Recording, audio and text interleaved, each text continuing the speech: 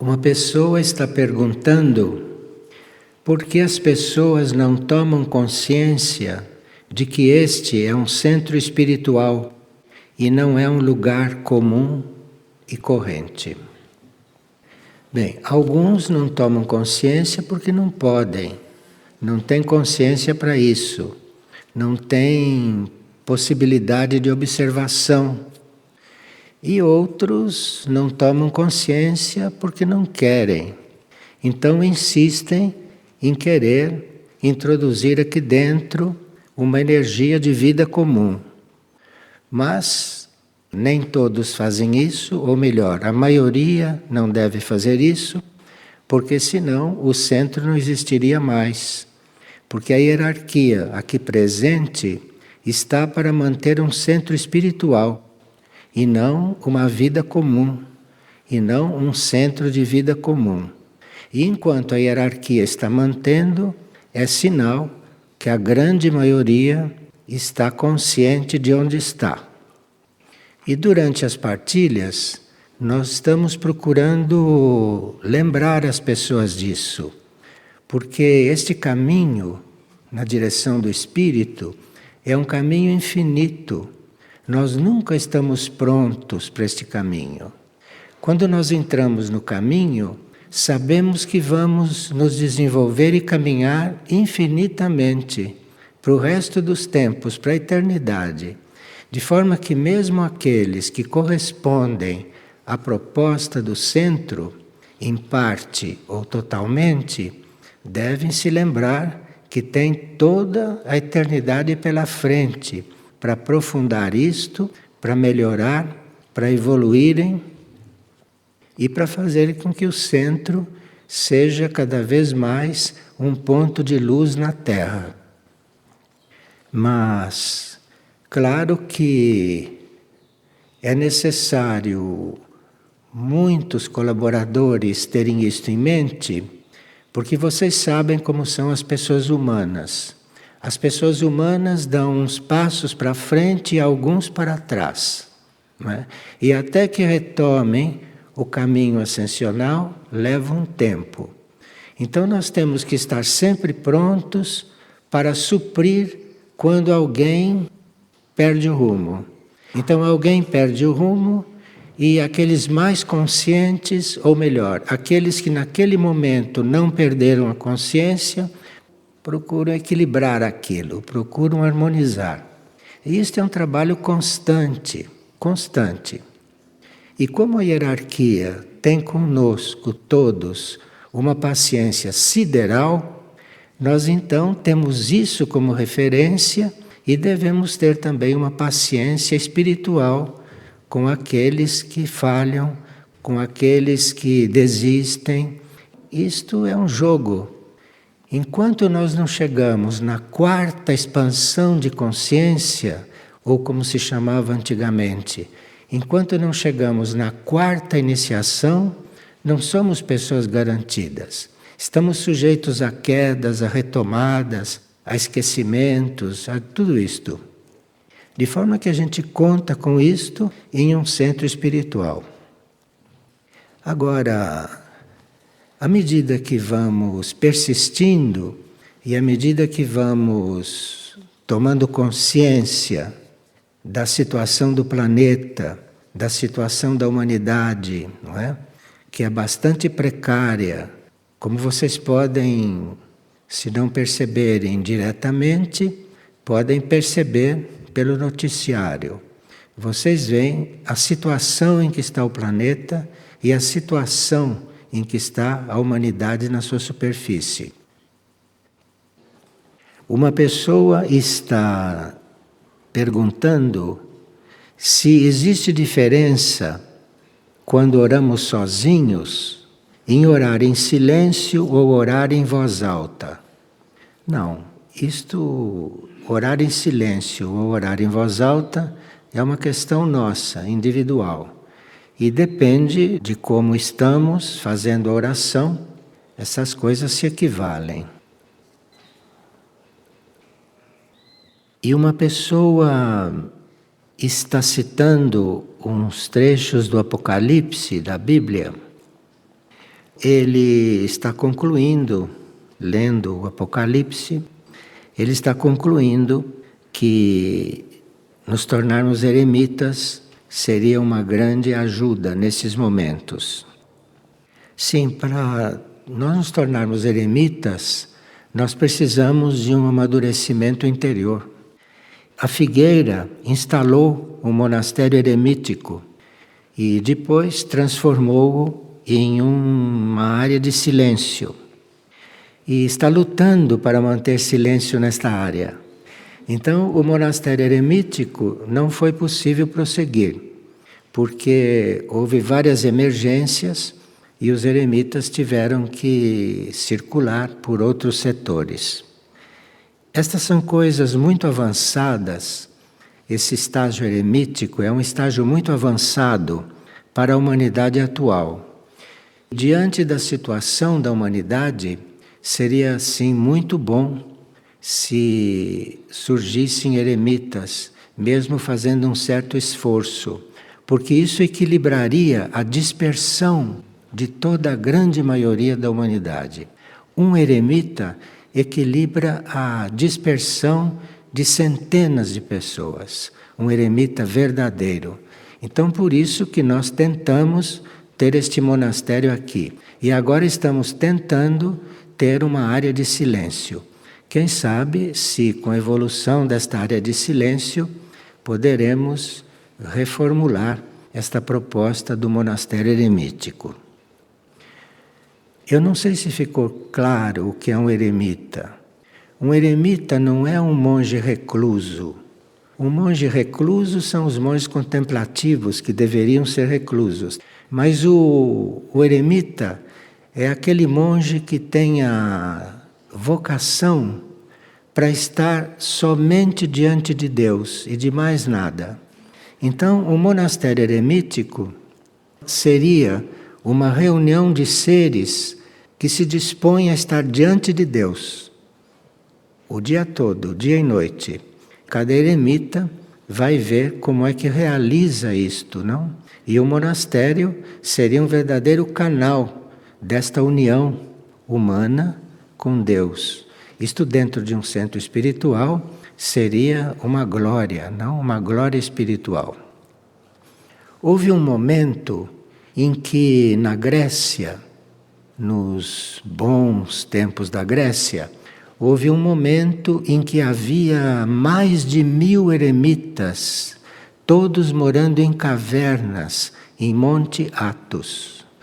E esses eremitas, todos vivendo em caverna, uma verdadeira vida isolada, disseram as hierarquias depois que graças à existência desse monastério, o eixo do planeta fez um percurso normal e não teve uma inclinação violenta. Isso há muitos séculos atrás. De forma que a presença de eremitas no planeta estaria hoje evitando muitas coisas que estão acontecendo e outras que estariam para acontecer. No ambiente monástico, como nós temos aqui, em Aurora e em Lis, nesse ambiente monástico se poderia, de vez em quando, reformular essas propostas, porque muitos monges, eventualmente, que não são eremitas, teriam como sinal para eventualmente aperfeiçoar ou aprofundar as suas vocações. Hoje, os monastérios estão sendo chamados a serviços externos, como vocês têm experimentado e como vocês têm percebido. Pelo Monastério da Caridade, na Casa Luz da Colina, que aliás foi formado para isso, não?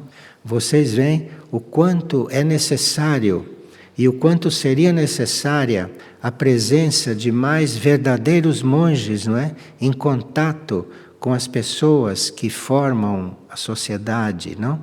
Que estão na vida normal.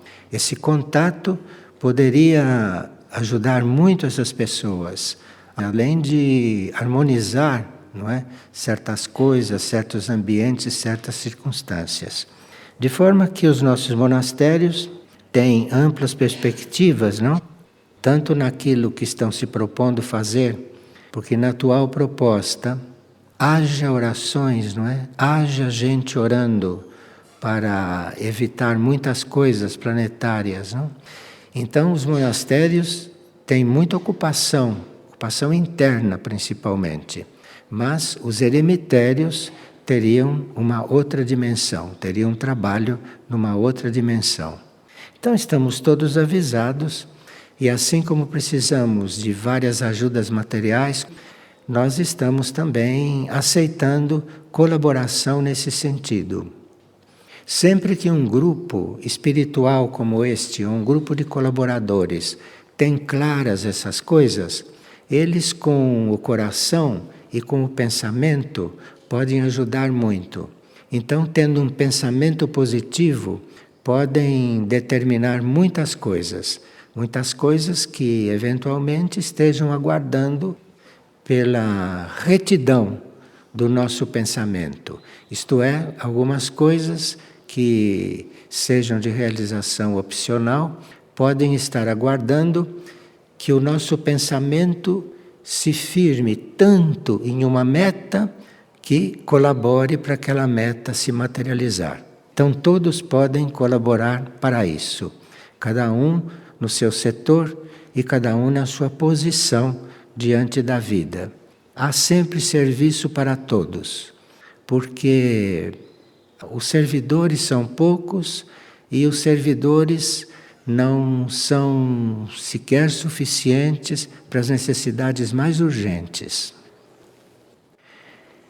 E uma pessoa está perguntando: se Deus criou o universo, quem é que criou Deus? Isto é uma criança que está perguntando para a mãe. Vocês veem que muitos adultos não têm essas questões, não pensam nessas coisas. Mas as crianças têm feito essas perguntas. E esta não é a primeira que faz uma pergunta deste tipo para os pais e que a pergunta chega aqui. Bem, o filho quer saber quem criou Deus. Eu acho que se pode responder esta criança que as crianças de hoje, se continuarem evoluindo num estudo nesta direção, quem sabe se eles poderão no futuro compreender melhor este assunto. Porque esta geração de hoje não chegou a pensar muito nisso, muito menos saber quem criou Deus e como Deus foi criado, e se Deus foi criado. Isso me parece mais um assunto para as crianças de hoje, para terem no que pensar, não é? Antes que a mente deles seja invadida pelo pensamento comum, pelo pensamento normal. Porque uma criança que tem uma interrogação destas, essa interrogação afasta muitos pensamentos comuns e normais que envolvem a criança. Só um pensamento como este, uma pergunta como esta, afasta muitas coisas. E esta criança, então, que tenha a graça de continuar pensando nestas coisas. A pessoa está perguntando: o ego, a personalidade, deve colaborar com a alma? Ou a alma deve buscar que esta personalidade se verticalize? Sim, quando o ego está buscando a alma tem mais condições de se voltar para o ego e de responder. De forma que, de nossa parte, podemos ter consciência do que estamos buscando. E se estamos buscando os níveis superiores, se estamos buscando a alma, se estamos buscando o espírito, então o espírito e a alma encontram um canal mais aberto para se comunicar conosco.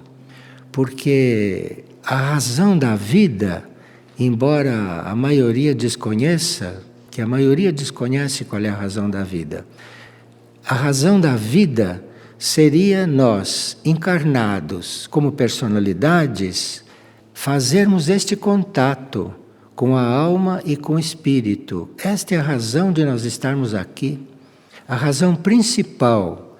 Agora, depois tem outras razões secundárias que ocupam totalmente a nossa consciência, o nosso tempo, a nossa vida, e nós esquecemos da principal razão por estarmos aqui. Mas estamos aqui como mônadas dentro de almas, e essas almas encarnadas e que já conseguiram formar este ego, conseguiram formar esta personalidade, de forma que quem está nesse grau evolutivo estaria para unir tudo isto e formar este canal para que as energias superiores possam descer à Terra. Porque as energias superiores podem descer à Terra também através deste canal que a humanidade seria. Não é? Aliás, a humanidade, segundo a ciência tibetana, a humanidade é um dos chakras do planeta. Só que a humanidade é um chakra um pouco indeciso ou um chakra um pouco ignorante, que ainda não está completamente despertado. Mas a humanidade desperta seria este chakra de atrair a energia dos chakras superiores, não? Que estão nos diferentes níveis hierárquicos para o planeta. E no caso nosso, que estamos encarnados na superfície, aqui para a superfície. Veja, uma pessoa está perguntando se Figueira poderia acolher para dormir aqui uma noite alguém que passe a noite na rua e que a gente encontre na rua, se pode convidar para vir dormir aqui. É bom a gente transmitir esta pergunta, não? Porque a Figueira tem residentes, a Figueira tem colaboradores estáveis, a Figueira tem monastérios, não? E precisa ver se nós estamos nos lembrando o suficiente daqueles que necessitam mais do que nós de certas coisas.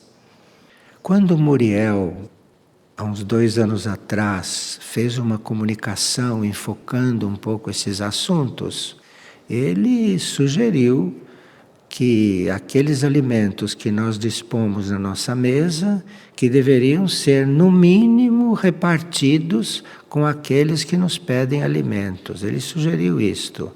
Então precisa ver se essas pessoas que a gente encontra dormindo na rua, nas nossas portas, o que fazemos com eles, não? As pessoas, os animais e tudo isto. Isso são questões que se colocam. E se a hierarquia, além de sugerir, não insiste, é porque talvez a hierarquia esteja esperando alguma coisa de nossa parte. Então essas perguntas são muito boas.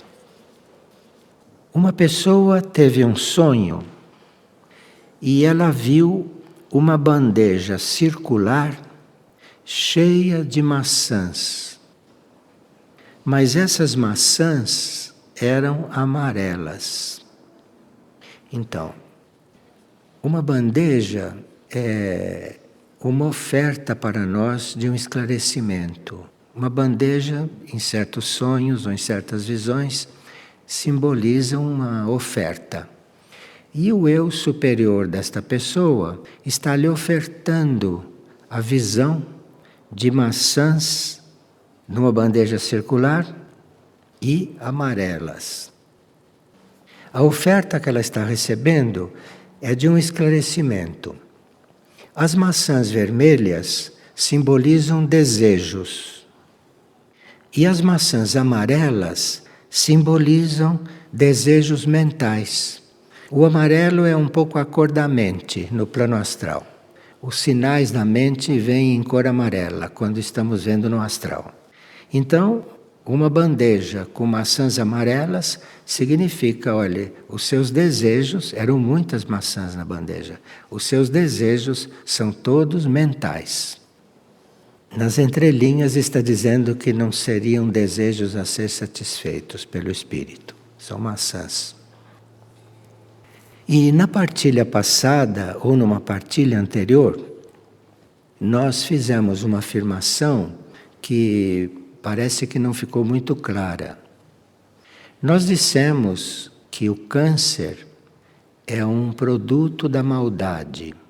Bem, o que nós queríamos dizer é que uma das causas do câncer é purificar o acúmulo de maldade que existe no inconsciente ou no consciente de uma pessoa. Mas a causa do câncer não é só esta. Se a causa for esta, então a pessoa que está nesta situação está purificando no inconsciente ou no subconsciente maldade antiga ou maldade até atual. Mas, às vezes, o câncer não vem só por isto. Às vezes o câncer vem também como um elemento de purificação. Porque se não fosse isto, a alma ou o espírito ficariam muito envolvidos com coisas que a pessoa não iria voluntariamente dissolver. E a alma e o espírito têm um certo empenho que aquilo se dissolva. Então o câncer pode vir para fazer um trabalho de purificação que a personalidade não faria com a mesma intensidade, faria de forma mais amena. Então o câncer vem para que aquele trabalho seja feito na proporção que o espírito, que a alma necessitam. Mas existe também uma outra causa para o câncer, não só essas duas. E aí talvez as pessoas se sintam mais respondidas. A outra causa, muitas vezes, é uma oferta da alma ou uma oferta do espírito para dissolver ou para transmutar uma parte da maldade humana. Então, muitas vezes, não é maldade da pessoa, não é maldade naquela alma. Muitas vezes é uma oferta da alma para dissolver uma parte da maldade de todos, da maldade humana. É um tipo de serviço. É um tipo de serviço que certas almas escolhem. As almas, às vezes, escolhem passar por certas purificações em benefício de outras almas, em benefício do alívio de outras almas. Então, agora eu acho que as pessoas podem se considerar respondidas. E eu lembraria também que no livro Caminhos para a Cura Interior e no glossário esotérico há muitas notícias sobre isso. Há muitos detalhes sobre esse assunto que os interessados poderiam ir lá coletar. Alguém está lembrando que existem qualidades do corpo e existem qualidades da alma. E que essas qualidades devem se combinar. Mas para isso é necessário que a gente saiba tratar o corpo, trate o corpo como um verdadeiro instrumento que ele é para o serviço da alma, e também que a gente saiba tratar a alma. A alma não é uma coisa material densa. A alma é material também, mas muito mais sutil. E a alma não pode viver só coligada com a vida externa. E a alma não pode viver feliz dentro de corpos materiais, sem ter um contato com níveis mais compatíveis com as qualidades dela, que é o nível do espírito, o nível da mônada, o contato com as hierarquias. Tudo isso são as necessidades da alma. Então, não adianta nós querermos só cuidar do corpo, precisa cuidar também da alma. E não é só cuidar da alma, precisa também que a gente se lembre que o corpo é a casa da alma, enquanto ela está encarnada. Havia uma mística muito antiga que dizia que o corpo tinha muita clareza a respeito do que ele deve ser, que ele tinha uma verdadeira impassibilidade, uma neutralidade, que nós é que o viciamos a gostar, a não gostar das coisas, a ter costumes, a ter hábitos. Mas esta grande mística dizia que o corpo não influi negativamente em nada quando a gente sabe tratá-lo. Isto é, quando a gente tem um suficiente contato com a alma que o alimente corretamente. Porque ele não precisa só de alimento físico, como a gente pensa, ou de exercícios. O corpo precisa também daquilo que flui da alma, para ele poder funcionar com a saúde e para ele poder corresponder àquilo que a alma precisa, aquilo que a alma deve fazer. E além de clareza e impassibilidade, ela dizia que o corpo é muito sutil e muito ágil. Bem, sendo uma mística, ela talvez sentisse muito corpo etérico, que é sutil, mas o físico também é sutil. Há muitas pessoas que têm reações físicas muito delicadas, não são grosseiras, são reações físicas sutis. Há pessoas que até percebem no seu corpo físico o que está acontecendo com outras. De forma que este corpo físico não é este monte de carne, como todo mundo pensa, só isso, não? Mas tem as suas propriedades.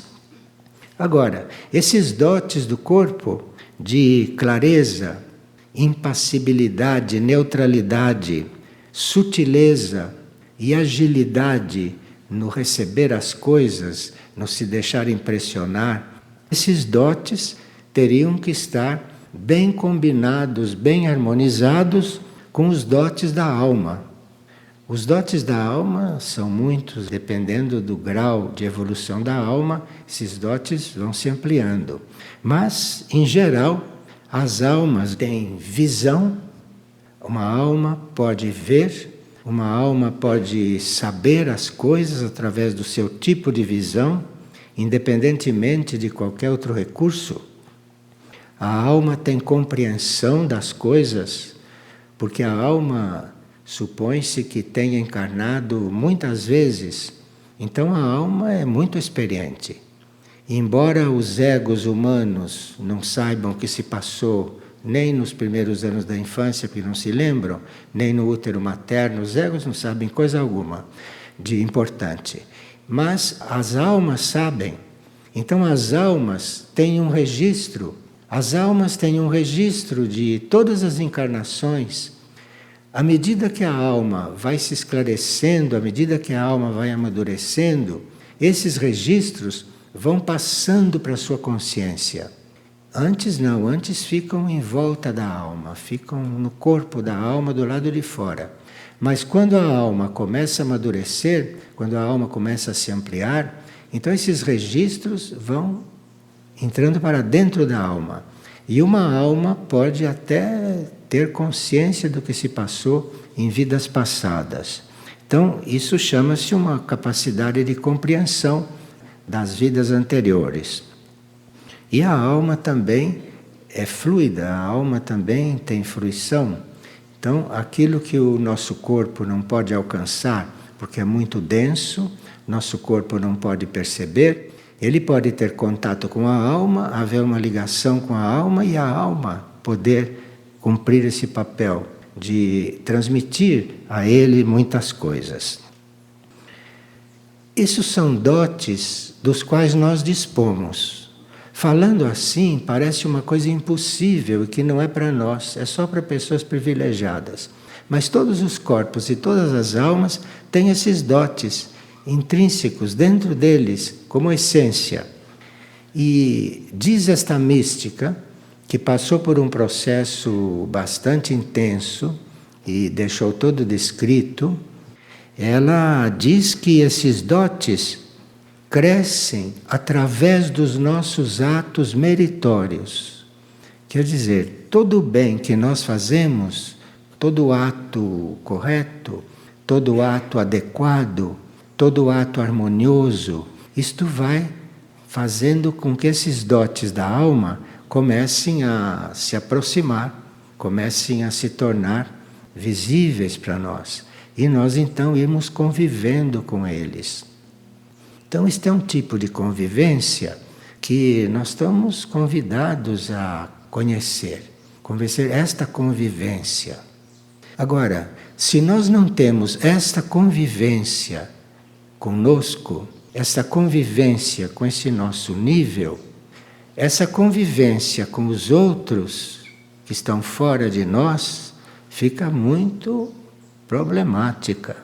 Porque se nós não temos esta convivência com a nossa alma, nós não temos uma relação com a alma do outro. Então, isto, embora seja uma mística antiga, ela estava nos antecipando coisas.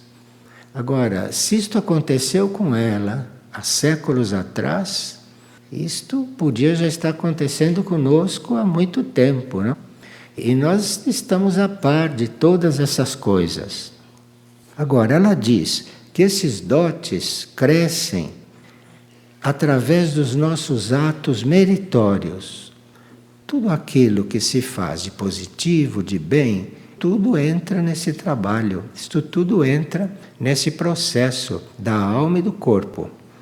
Agora, é preciso que esses atos que ela chama de atos meritórios, é preciso que esses atos sejam sinceros e puros.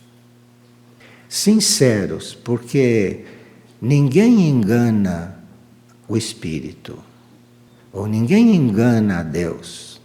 Ou você está fazendo uma coisa com sinceridade, ou está fazendo uma coisa só formal. Mas aquilo não serve para este tipo de evolução interna, né? Que nós todos estamos necessitando de ter um pouco mais acelerada. Então, é preciso sinceridade e é preciso que a intenção seja pura. Intenção pura pode querer dizer, eu não preciso ter um desenvolvimento do meu corpo ou um desenvolvimento da minha alma por causas egoísticas, para mim mesmo, para usar isto comigo mesmo, ou para usar o corpo por ter prazer, ou para usar a alma para saber as coisas, para ter a vida prática facilitada. Não se trata disso, não? É preciso pureza neste assunto. Você precisa tratar do seu corpo e tratar da sua alma para que ela seja melhor. Não para você usufruir dela, mas para que ela seja melhor para o serviço do próximo, para o serviço da humanidade. E aí nós vamos ter um relacionamento muito próximo com a nossa alma. Porque a vocação de cada alma é servir. A não ser que ela tenha sido muito traumatizada ou muito mal educada, que ela esquece disso. Mas a vocação da alma é o serviço. A alma tem como vocação isto. Então, quando você escuta isto, embora tenha escutado externamente, tenha escutado pelos ouvidos, ou tenha lido em algum lugar, você pode, embora tenha colhido isto de fora para dentro, você pode ir fazendo uma ponte com a sua alma. Vai fazendo uma ponte e de repente a alma vai respondendo. De repente a alma vai se aproximando da sua consciência humana e material. E sabem o que esta mística diz? Nós teríamos que ser sinceros e puros até quando damos um copo d'água para alguém que pede água. Nós temos que ser sinceros e puros até quando mudamos um objeto de lugar. É simples, né? Porque quando se trata de ser sincero e puro com um ser humano semelhante a nós, nós que não gostamos de nós mesmos também não gostamos do outro. Então isto é complicado. Mas não precisa ser com o outro. Pode ser até dando um copo d'água que você está treinando isto. Nos atos mais simples e nos movimentos mais simples, você poderá estar trabalhando essas coisas. Agora, perguntaram, mas o que é dar um copo d'água de forma pura e sincera? É você dar um copo d'água para quem tem sede pelo amor de Deus, não para matar a sede dele. Matar a sede dele é muito simples. Ele vai encontrar um pouco d'água para tomar. Não é disto que se trata. Mas trata de você fazer o que quer que seja, mesmo dar um copo d'água ou mesmo mudar um objeto de lugar, por amor de Deus. Veja que as coisas não custam nada, só dependem de nós. Não tem nenhuma pessoa neste mundo que possa impedir você de fazer isto. Mesmo que a gente esteja encarcerado, acorrentado, como muitos sábios estiveram acorrentados dentro de células escuras, e nem por isso deixaram de se desenvolver como sábios. Não há desculpa alguma para a gente não tomar conhecimento e não seguir coisas tão simples. São tão simples que a gente não leva muito a sério, né? A gente gostaria que uma pessoa dissesse, olha, você precisa fazer 40 dias de jejum.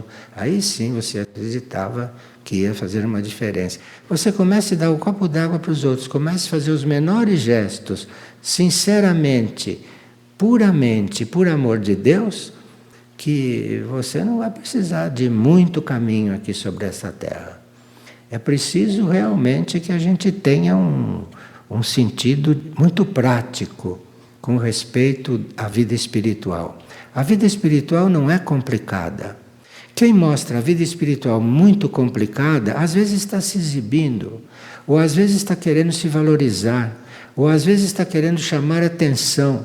A vida espiritual é a coisa mais simples que vocês possam imaginar. Se eu estiver falando com vocês sinceramente e de forma pura, quer dizer, se eu não quiser nada de vocês, estou falando por falar e não estou querendo nada em troca. Se isto for verdade, eu estou ampliando a minha consciência. Agora, se eu estou falando com vocês porque eu quero alguma coisa de vocês em troca para meu benefício, aí muda tudo. Aí nós estamos na linha humana, estamos no caminho do ser humano normal. E o caminho do ser humano normal é muito cansativo. Muito cansativo. Se o indivíduo teve 400 encarnações, por exemplo, e ele ainda está na vida normal, ele deve estar cansado de não aguentar mais, não é? Agora, se ele não teve tantas encarnações, mas ele não foi igual a todo mundo nestas coisas, ele teve fé que existe dentro dele uma coisa misteriosa que ele não conhece, e que é aquilo com que ele tem que entrar em contato. Se ele é assim, ele não vai precisar de 400 encarnações aqui. A menos que ele fique para servir, né? Para servir a humanidade. Aí isso é outra coisa. Mas nós não estamos falando para esses, porque esses não precisam ouvir essas coisas. Quem precisa ouvir essas coisas somos nós, né? Que somos pessoas comuns e que estamos aqui, impressionados com tanta coisa que eu nem sei como pode chamar a nossa atenção. Veja, e aqui tem outra pessoa que diz que não consegue perdoar. Claro, o perdão é uma coisa muito importante e a gente precisa também aprender a perdoar. Agora, há muitas pessoas que têm dificuldades para perdoar, têm muita dificuldade. Então tenha uma ideia para essas pessoas, uma ideia também que foi passada por uma mística, que a uma certa altura descobriu que ela não tem que perdoar ninguém, que ela tem que perdoar as situações que se deram. Então, se alguém faz uma coisa que você não gostou e que por questões de energia, é uma questão de energia, você não consegue perdoá-la. É uma questão de curto-circuito entre energias, entre raios. Às vezes não tem nada com a nossa intenção. É um curto-circuito entre energias. E o corpo tem energias, o corpo do outro tem outra energia, aquilo pode entrar em curto-circuito. Não é todo o corpo que se harmoniza. O outro tem corpo astral, imagina. Se ele tem uma energia no corpo astral diferente da minha, o meu sentimento vai a 40 graus. Imagina que vida, hein? Aí ela diz, Você, se não consegue perdoar alguém, o que é muito compreensível, não consegue perdoar alguém, você cancele da sua atenção a situação. Isto é, se você não pode perdoar alguém porque ele te caluniou, você cancele a calúnia, cancele o fato, nem se lembre dele. Você cancele o fato. Você esqueça que foi caluniado. Isso é mais simples do que perdoar um caluniador. Você esqueça que foi caluniado. E todas as vezes que volta a sua memória que você foi caluniado, afaste. Mas não precisa pensar no caluniador. Você afaste a calúnia. Não pense na calúnia. E um dia você diz, mas fulano, me lembrava mais dele, me caluniou e eu nem me lembrava mais dele. Isso são coisas científicas. Só que isso é ciência espiritual. Não é essa ciência barata que nós temos aqui. Isso é ciência espiritual. Então, você esqueça que foi caluniado, você esqueça o que aconteceu, ponha de lado o que aconteceu. E isso é possível, porque se você não está lidando com o ator daquilo, se você não está lidando com o causador daquilo, aí isso são coisas para um certo nível de consciência, não é? Porque depois há outros níveis de consciência que a gente vai conseguindo perceber, compreender e viver, aonde esses problemas não existem mais. Mas nenhuma situação tem a possibilidade de nos causar mal. Vocês sabiam disso? Nenhuma situação pode nos causar mal. Porque nós só podemos nos sentir mal quando não sabemos lidar com aquilo. Ou quando achamos que aquilo é muito importante, aquela situação é muito importante, então eu fico mal.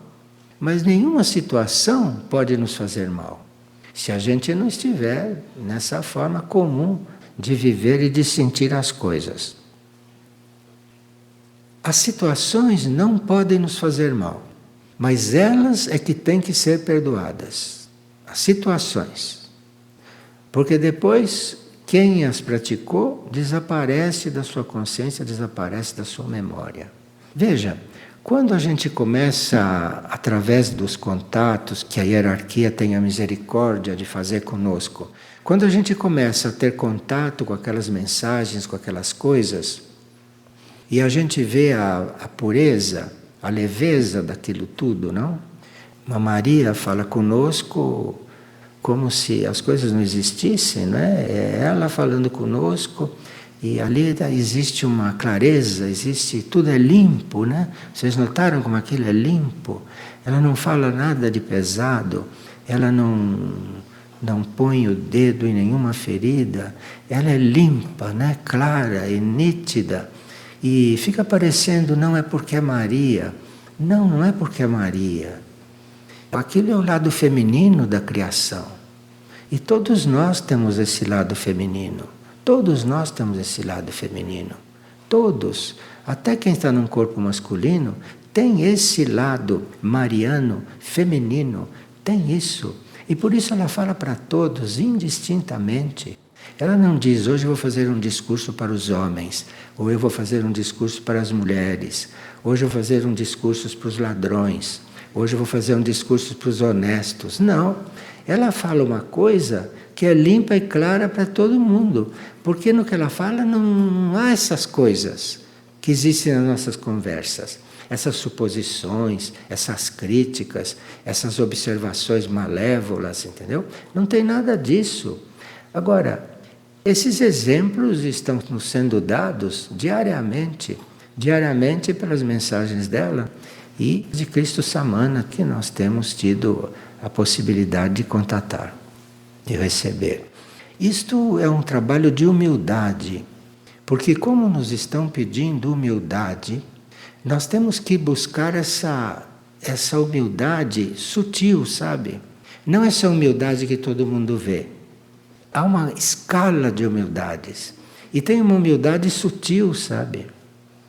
Que é você servir e perceber realmente que você que está sendo servido. Então, a gente teria que trabalhar muito a humildade. Obrigado, então.